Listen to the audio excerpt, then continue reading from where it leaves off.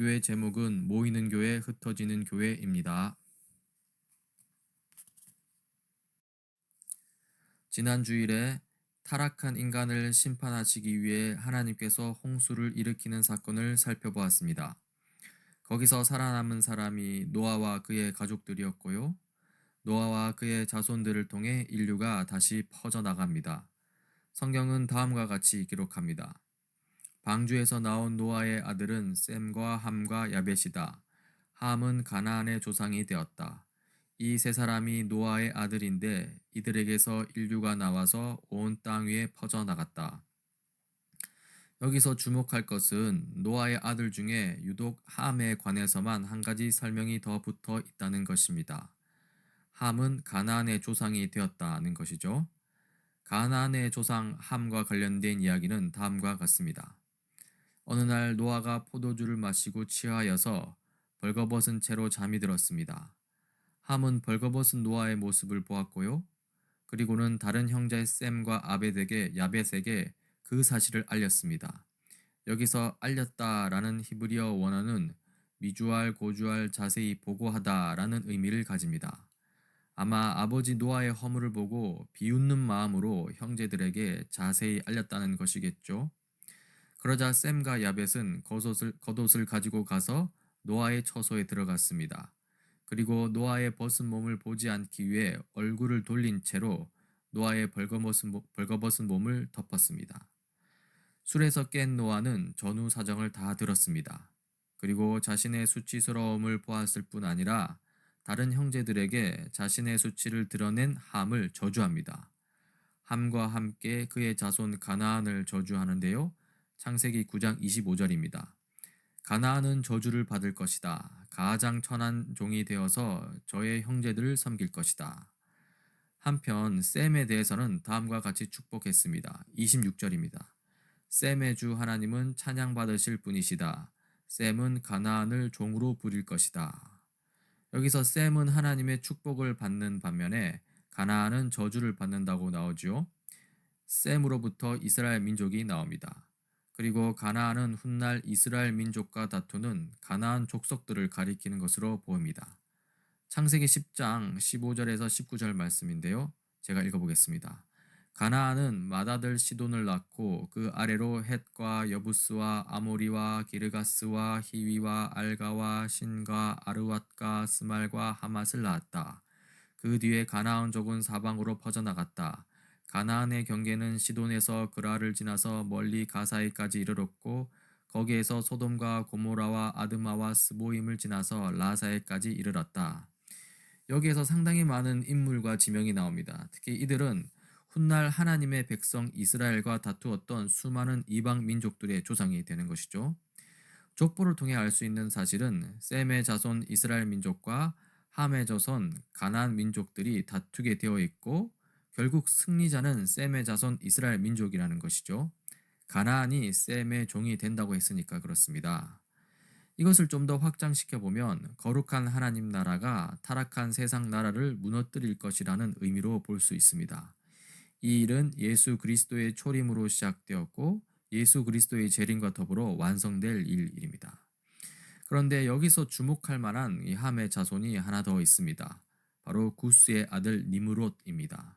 창세기 10장 8절부터 10절까지 말씀인데요. 제가 읽어보겠습니다.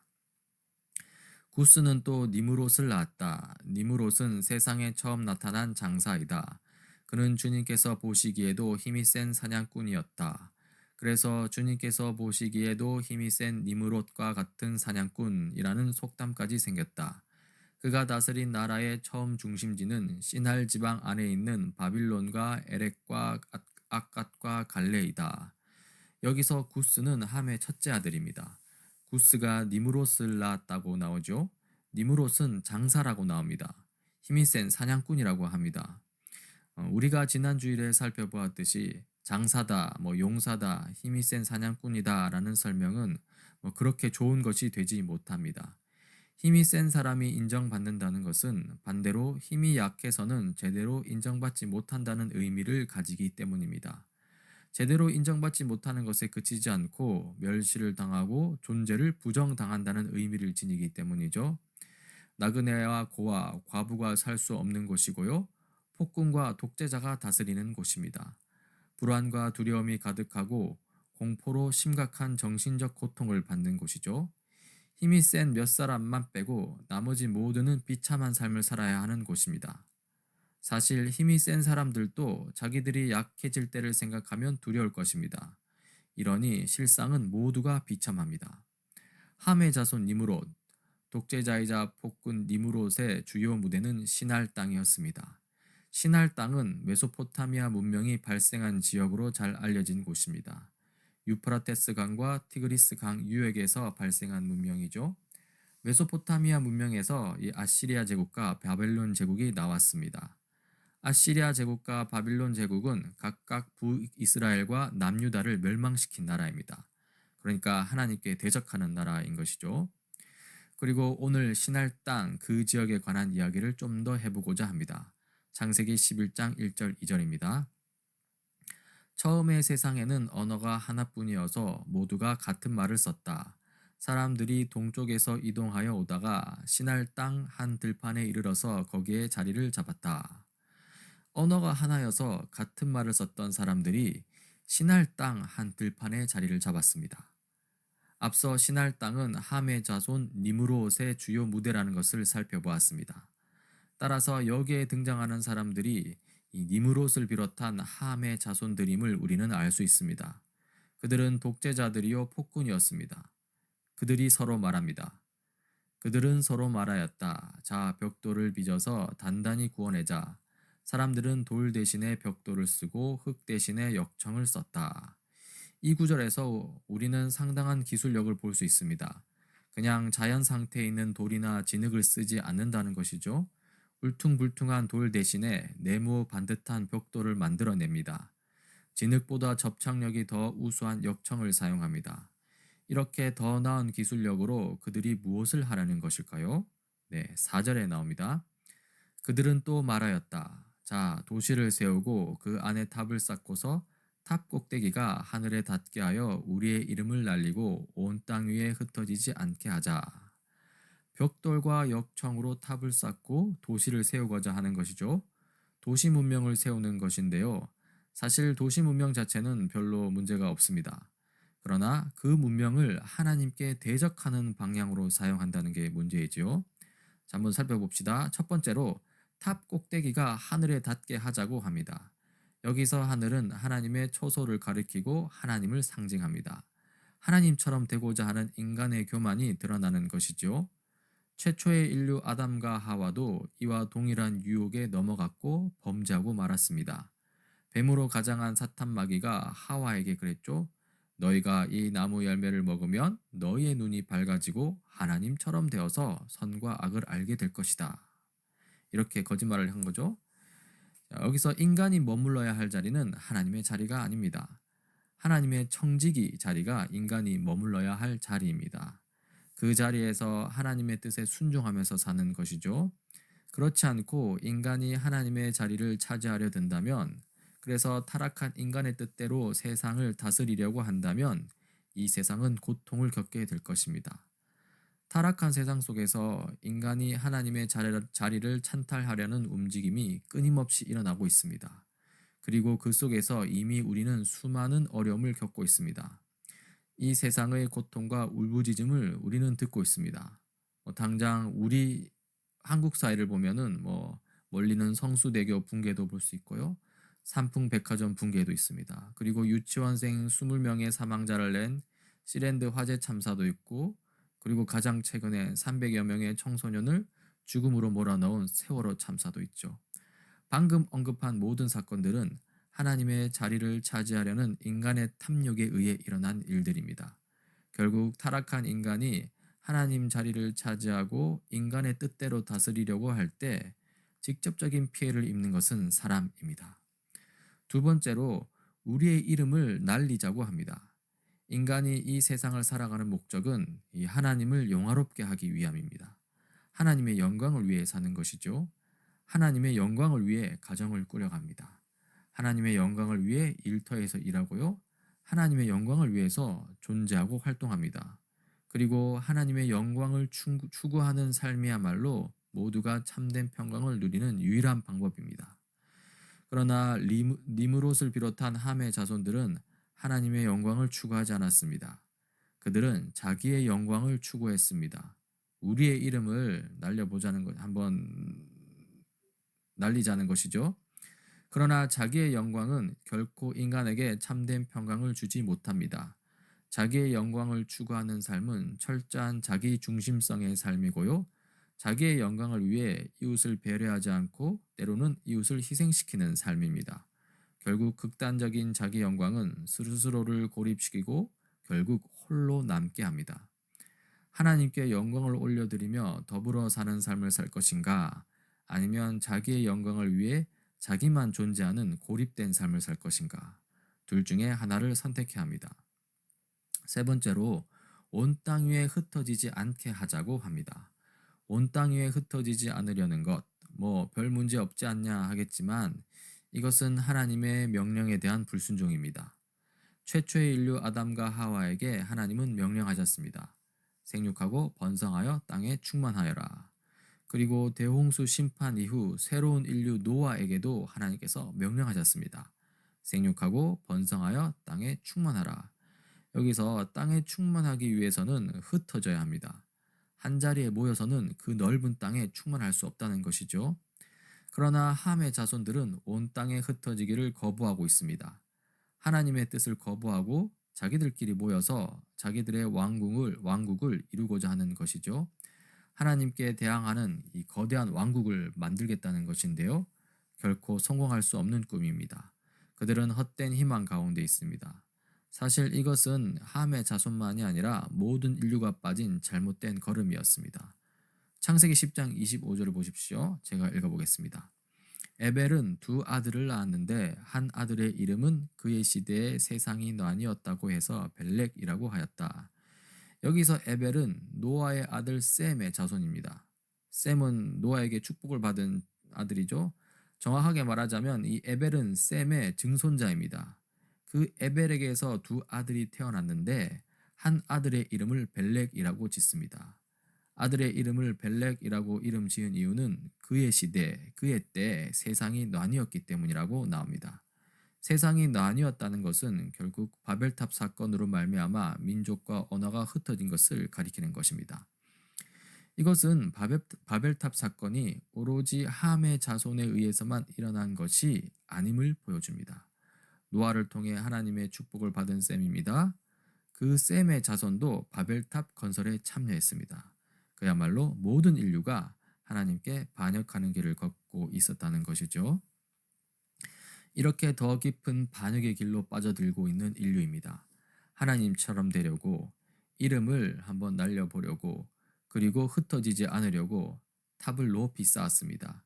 이에 하나님께서 사람들이 짓고 있는 탑을 보려고 내려오십니다. 5절입니다. 주님께서 사람들이 짓고 있는 도시와 탑을 보려고 내려오셨다. 이 5절의 말씀은 인간의 노력을 비웃는 듯 합니다. 인간은 하나님처럼 되려고 탑을 하늘에 닿을 수 있게 높이 쌓으려고 하지만 하나님께서는 탑을 보기 위해 애써 내려오셔야 합니다. 인간은 결코 하나님처럼 될 수 없음을 보여주는 것이죠. 그리고 하나님께서 말씀하십니다. 주님께서 말씀하셨다. 보아라, 만일 사람들이 같은 말을 쓰는 한 백성으로서 이렇게 이런 일을 하기 시작하였으니 이제 그들은 하고자 하는 것은 무엇이든지 하지 못할 일이 없을 것이다. 이 6절 말씀은 마치 인간이 전능한 것처럼 묘사되어 있습니다. 하고자 하는 것은 모두 할 수 있는 것처럼 묘사되었다는 것이죠. 그러나 이 말은 그런 의미가 아닙니다. 모든 것을 할 수 있다는 말이 아니고 단지 하나님께 반역하는 일에 한해서 그들의 부패한 본성대로 마음껏 그 일을 하게 되었다는 것이죠. 악해질 대로 악해진 것입니다. 참으로 심각한 상태입니다. 실로 바벨탑 사건은 인간의 타락이 얼마나 심각한 방향으로 흘러가는지를 잘 보여줍니다. 이미 우리는 아담, 가인, 그리고 람에게 이르기까지 죄가 인류 가운데 어떻게 확산되고 증폭되는지를 잘 살펴보았습니다. 그리고 그 죄악상은 바벨탑에 이르러서 가장 심각한 단계에 이르게 됩니다. 그 이전에는 죄가 개인적인 측면에서 서술되었습니다. 람에게 죄가 아무리 심각하다고 한들 한 개인의 죄에 그쳤죠. 그러나 바벨탑 시대에 이르러서는 죄가 조직화되고 구조화되고 거대화되는 것을 볼 수 있습니다. 그리고 그 거대화된 도시 문명을 이끄는 원리는 힘의 원리, 폭력의 원리입니다. 바벨탑을 주도한 인물은 니무롯이라는 함의 자손으로 추정됩니다. 이미 우리가 살펴보았죠. 이미 창세기 10장에서 살펴보았듯이 이 니무롯은 세상에 처음 나타난 용사였습니다. 힘이 센 사냥꾼이라는 별명도 얻었습니다. 그러나 이런 호칭은 힘의 논리가 그 사회에 작동하고 있음을 보여주는 것입니다. 힘이 센 독재자, 폭군에 의해 유지되는 사회입니다. 그 사회에서 바벨탑을 쌓을 때 그 사회 구성원들은 이렇게 말했다고 나옵니다. 자, 도시를 세우고 그 안에 탑을 쌓고서 우리의 이름을 날리고 온 땅 위에 흩어지지 않게 하자. 이 말이 사회 구성원들로부터 나왔다고 하는데 저는 더 구체적으로 이 말이 독재자, 폭군으로부터 시작되었다고 생각합니다. 사실상 독재자의 논리라는 것이죠. 폭군의 논리입니다. 자신의 권력 유지를 위해서 모든 백성들을 도구화시키는 것이고요. 백성을 공포 정치로 몰아넣는 것입니다. 오늘날 우리 시대에서도 이러한 예를 찾아볼 수 있습니다. 바로 북한입니다. 북한의 독재자가 이제 핵과 미사일로 힘을 과시하려고 하고 또 뭐 커다란 경기장을 짓고 화려한 놀이시설을 건설해서 이 북한의 건재함을 알리려고 하는 것. 이런 일들을 하면서 독재자는 이렇게 말합니다. 제가 한번 이렇게 갖고 와봤는데요. 우리 조선민주주의인민공화국은 대륙간 탄도미사일 실험에 성공함으로써 이제 전 세계에 우리의 힘을 알리게 되었습니다. 자, 독재자는 이 말을 하면서 우리라는 표현을 사용했습니다. 그런데요, 여기서 의문을 제기하는 것은 이 핵과 탄도미사일 개발이 북한 주민들을 위한 일이냐는 겁니다. 정말 북한 주민들을 위한 일이라서 우리라는 표현을 썼냐는 것이죠. 아니죠. 독재자의 권력 유지를 위해 북한 백성들을 도구화시키기 위해 그냥 우리라는 말을 사용했을 뿐입니다. 따라서 이 바벨탑 건설에서 사용된 우리라는 표현은 정말로 바벨탑을 쌓아 올리는 이 구성원 모두를 위한다는 의미에서 사용된 표현은 아닙니다. 단지 니무롯과 같은 용사들의 이 권력 강화를 위해 특별히 사용된 단어일 뿐이라는 것이죠. 나머지 힘이 약한 사람들은 그저 이용당할 뿐이라는 것입니다. 그러므로 바벨탑을 건설하는 이 사회 구성원들이 자발적으로 똘똘 뭉쳤다고 생각해서는 안 됩니다. 오히려 힘의 논리, 이 폭력의 논리 속에서 말을 못해서 그렇지 실제로는 억지로 거기에 참여하고 있다고 보는 게 더 타당합니다. 불안과 두려움, 공포가 가득한 것이죠. 그 상황에서 하나님께서 말씀하십니다. 7절입니다. 자, 우리가 내려가서 그들이 거기에서 하는 말을 뒤섞어서 그들이 서로 알아듣지 못하게 하자. 그들의 언어를 뒤섞어서 말이 안 통하게 만드는 것이죠. 실제로 그렇게 됩니다. 그래서 그들은 한데 모이려 했으나 결국 흩어지게 됩니다. 혼란이 가득했고 결국에는 탑을 쌓고 도시를 세우는 일이 어렵게 됩니다. 8절 9절입니다. 주님께서 거기에서 그들을 온 땅으로 흩으셨다. 그래서 그들은 도시 세우는 일을 그만두었다. 주님께서 거기에서 온 세상의 말을 뒤섞으셨다고 하여 사람들은 그곳의 이름을 바벨이라고 한다. 주님께서 거기에서 사람들을 온 땅에 흩으셨다. 여러분, 일제시대 때 일본 사람들이 우리나라 사람들에게 일본어를 가르친 이유가 무엇입니까? 제2 외국어를 배우기 위해서 폭넓은 시야를 가지도록 하기 위해서 가르쳤겠습니까? 아니죠. 제대로 부려먹으려고 가르친 것입니다. 말이 통하지 않으면 부려먹을 수 없습니다. 바벨론의 상황도 이와 비슷한 것입니다. 하나님께서 언어를 뒤섞으면서 말이 안 통하게 되니까 이 힘센 사람이 힘 약한 사람들을 부려먹을 수가 없는 것입니다.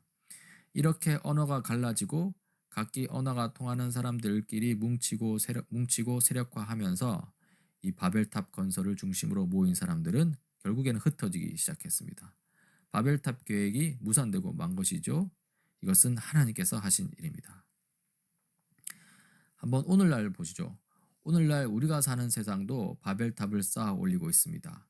과학기술의 눈부신 발전 속에서 이 하나님의 존재는 찾아볼 수 없습니다.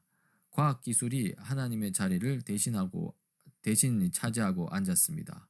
과학은 모르는 것이 없고 기술은 못하는 것이 없습니다. 하나님만의 속성이라 할 수 있는 이 전지전능은 더 이상 하나님만의 것이 아닌 것 같습니다. 적어도 세상 사람들은 그렇게 느끼고 있습니다. 과학 기술이 모든 것을 가능하게 한다고 믿고 있는 것이죠. 이렇게 전지전능한 과학과 기술을 다루는 것은 다름 아닌 인간입니다. 인간이 하나님처럼 되었고요.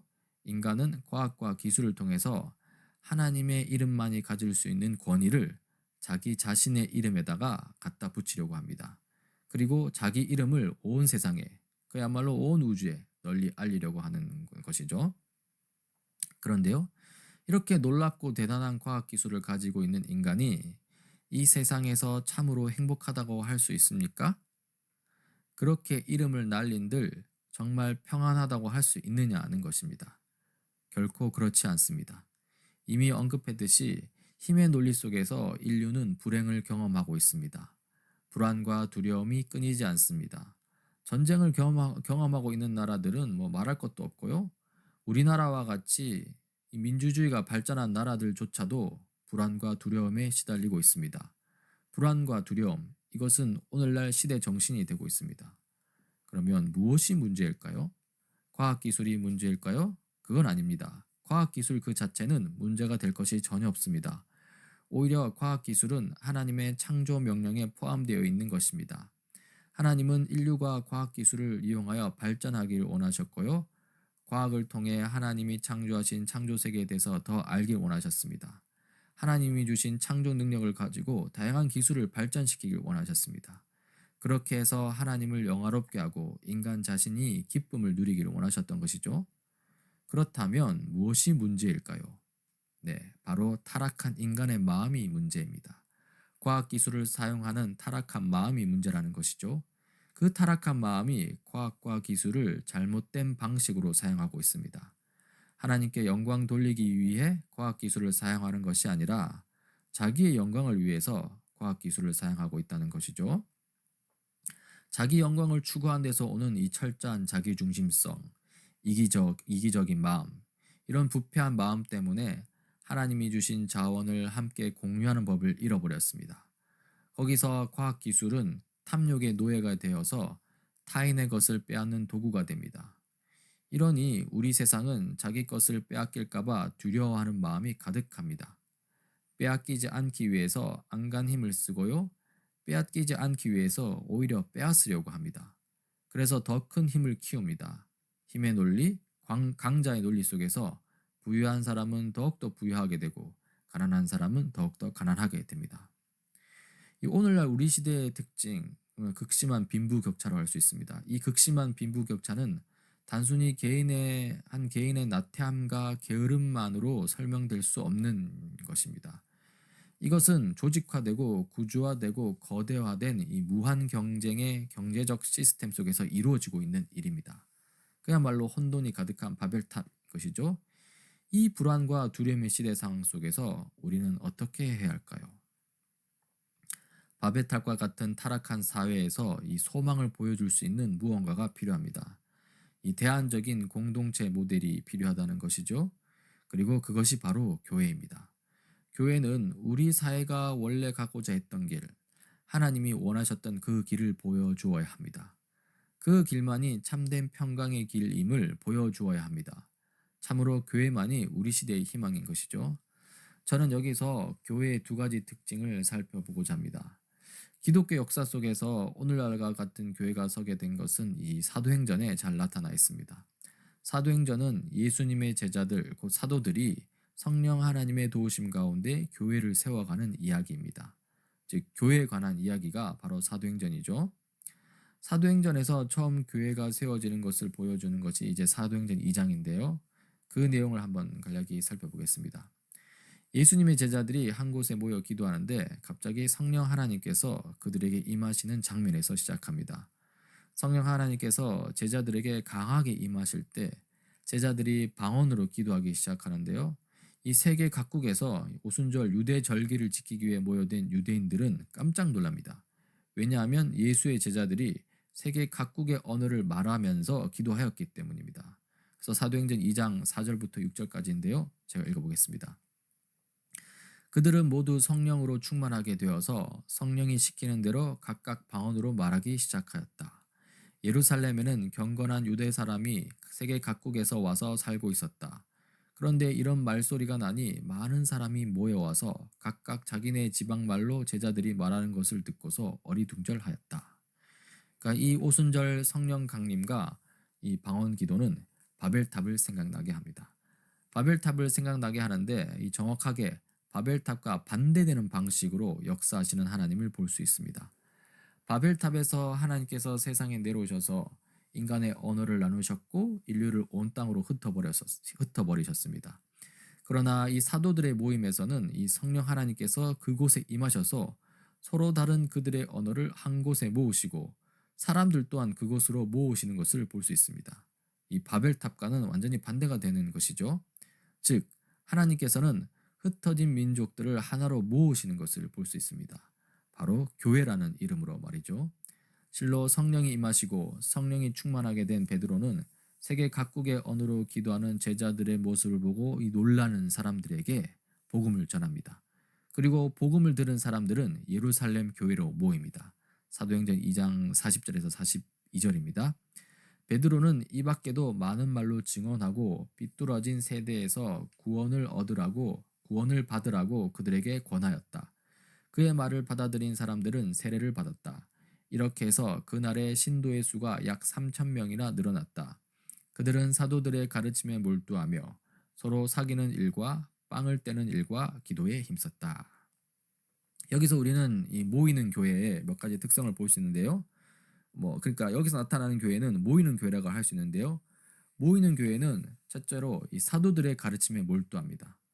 즉 성경 말씀을 배우는 일에 힘쓴다는 것이죠. 다시 말해서 말씀대로 개혁하는 교회라고 할 수 있습니다. 둘째로 이 모이는 교회는 서로 사귀는 일과 빵을 떼는 일에 힘씁니다. 이것은 교회 구성원들이 어떤 사회적 지위에 있느냐를 막론하고 서로가 진실하게 교류하고 교제한다는 의미입니다. 다시 말해서 온 교우가 한 가족이 되는 교회겠죠. 셋째로 교회는 함께 기도하는 일에 힘씁니다. 이렇게 말씀과 교제 그리고 기도 가운데 우리는 주님의 제자를 키우는 교회를 보게 됩니다. 이러한 교회는 이게 사람들 하여금 교회에 모이게 했습니다. 더욱더 모이게 했다는 것이죠. 46절 47절입니다. 날마다 한 마음으로 성전에 열심히 모이고 집집이 돌아가면서 빵을 떼며 순전한 마음으로 기쁘게 음식을 먹고 하나님을 찬양하였다. 그래서 그들은 모든 사람에게서 호감을 샀다. 주님께서는 구원받는 사람을 날마다 더하여 주셨다. 네, 이렇게 교회는 성장해 갔습니다. 많은 숫자의 그리스도인들이 모였습니다. 예루살렘 교회는 점점 더 커져갔습니다. 어떤 면에서는 대형화라고 할 수도 있겠습니다. 그리고 이런 와중에 교회 역사에 전환기를 이룰 만한 하나의 큰 사건이 일어납니다. 바로 스데반의 순교 사건입니다. 예수 그리스도의 부활을 믿는 이 기독교의 급격한 성장은 예수를 죽인 이들 곧 대제사장과 율법학자들의 분노를 일으켰습니다. 그들은 그리스도인을 박해하기 시작하고요.